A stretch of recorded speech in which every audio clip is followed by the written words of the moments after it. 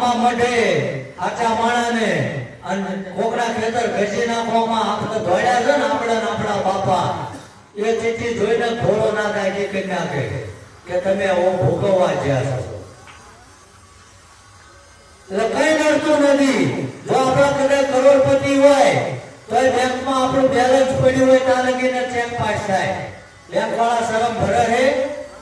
કે આના બાપા જે સમયે 50 લાખ પડ્યા હતા ભરી દો 5000 માં સુખંડો એ બધો ચેક પાસ થાય તમારા કર્મો ઓછા થયા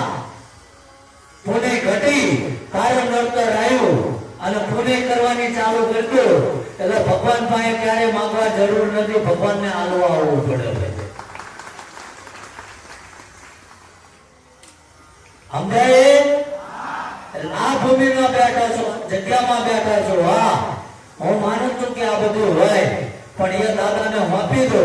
અને બુકિંગ કરો ને જેનો નંબર આવે તેથી સંસ્થાનું સમાધાન કરી દેજો બાકી મારી મને લઈને આવો અમુક હાલી ના એકતા હમણાં બપોરે જ એક ફોન હતા એ કે મારો છોકરો ભણતો નહીં ભગવાન માથે હાથ મૂક્યો તો મારા છોકરાને ના મૂક્યો ભાઈ એટલે ખોટા અંધશ્રદ્ધામાં ના દેજો તો આ નિહાળીઓના ખર્ચા કરવા દઉં માથે હાથ મૂકો તરત એલએલબી થઈ ગયો હાલો ગ્રેજ્યુએશન પાસ જે થતું હોય એ થાય ઘણા બીમાર આવે કે બાપુ બહુ અમે તો નામ સાંભળીને આવ્યા છીએ તમે અમને આશીર્વાદ આપજો એટલે મારી પાસે શું છે તો સિવિલના ઝાપે જ ના બેવું 108 માં ઉતાર્યા કોણ ભાઈ જાવાલો કઈ થઈ છે હારું દાખલ ન થવું પણ જે કઈ પીડા વ્યાધિ આપણે ભોગવી રહ્યા છીએ એ પરમાત્માને પ્રાર્થના કરો કે કઈક જાણતા અજાણતા અમારેથી ખોટું થઈ ગયું હોય અને આજે અમે કદાચ ભોગવી રહ્યા હોય તો આમાંથી તું બચાવજે સમજાય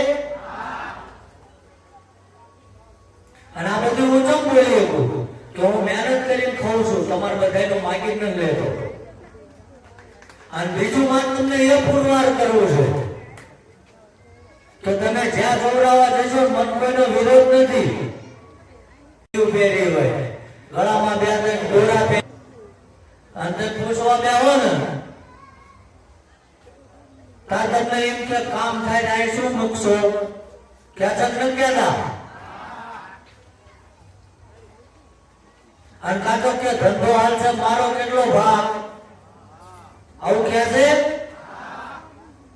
તો એવું બધું એમના માતાજી ભગવાન શીખવાડે કોઈ ગરીબ માણસ મજૂરી કરતો કદાચ પોતાના માલિકની પાસે પાડોશમાંથી 500 રૂપિયા ઓછીના લઈને આવ્યો હોય તો માતાજી ક્યારે એવું કેમ ન કહેતા કે તે આ હોનાના દાગીના પહેર્યા આમાંથી એક ઉતારીને આ ગરીબ માણસને આપ્યો એની પાસે ઘેર જવાનું ભાડું નથી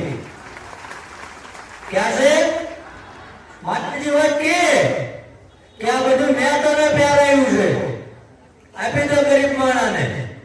કેમ ના કે તમે બધા 100 રૂપિયામાં રિક્ષામાં લટકાઈને આવો છો તમારા પૈસાની ફોર્ચ્યુનરો લઈને ફરાઈ જાય ના મજા આવતી એટલે મારામાં જે સમજાય નથી જે તમને સમજાવવાનું હતું એ સમજાઈ દીધું બાકી જેને જોવડાવવું હોય તો દુનિયા બહુ મોટી છે કાલ ખિસ્સા કપાઈ જાય ભાઈ આવજો પાછા સમજાય એટલે જાગૃત થવાનું આપણે ભાઈ કાલે સવારે હું કઈ ખોટું કરતા મારો વિરોધ કરો કે બાપુ આમ ના હોય અને આ બધી નાની વસ્તુ છે ભલામણ હવાથી લઈને આપણા ઘરે નાનો હોનો અવસર કાઢ્યો ગયે માણા ધ્યાનમાં આવ્યું હોય ને તો એ બપોરની સાથ આને અહીંયા ભાળતા નથી ભાળે આમાં યાદ થઈ જાય કે જાનૈયાનું જે થવું એ થાય તો અહીં તમે આવો ને તારથી લઈને બધું ફ્રીમાં છે સહેજે વેચાણ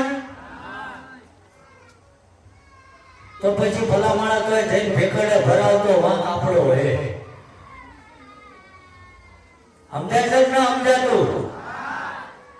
એ એક દીકરી રોવે અહીંયા જોવો તો હું ભલા માણસ ચાકનો કામ કરું છું અને જો કદાચ તમારી વેળા ગમે એવી આટો ખાઈ ગઈ હોય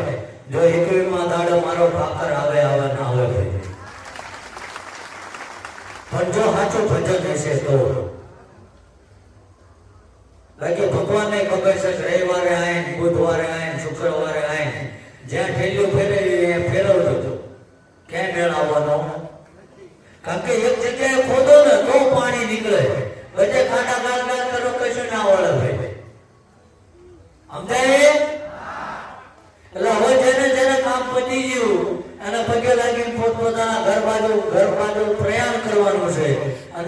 અને હું તો આ પલંગ ઢાળી પહેર્યો મારું આખું ગામ અહીં સેવા કરે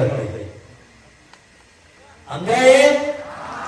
તો અહીંયા હાજા ખોટાના પારખા થઈ જાય આજુબાજુના જે 100 કિલોમીટર થી સેવા કરવા આવે છે ભાઈ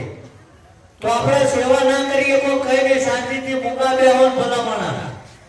આ તો કેવી ભાઈ એટલે ઉતરો તો આમ ફરી ઢાળે થઈને આવે બાપુને એકવાર મળો એટલે મને મળીને હું થઈ જઈશ સમજાય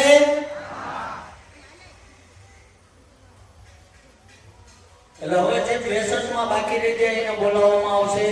સંતાન માટે જે થયા છે એ બહેનોને બોલાવવામાં આવશે અને દર્શન કરવા આવ્યા એને આપણે છેલ્લે કારણ કે અત્યારે જ આવ્યા એટલે વાર લાગી ગઈ બાકી મંદિર ખુલ્લું જ હતું એટલે એના શાંતિથી દર્શન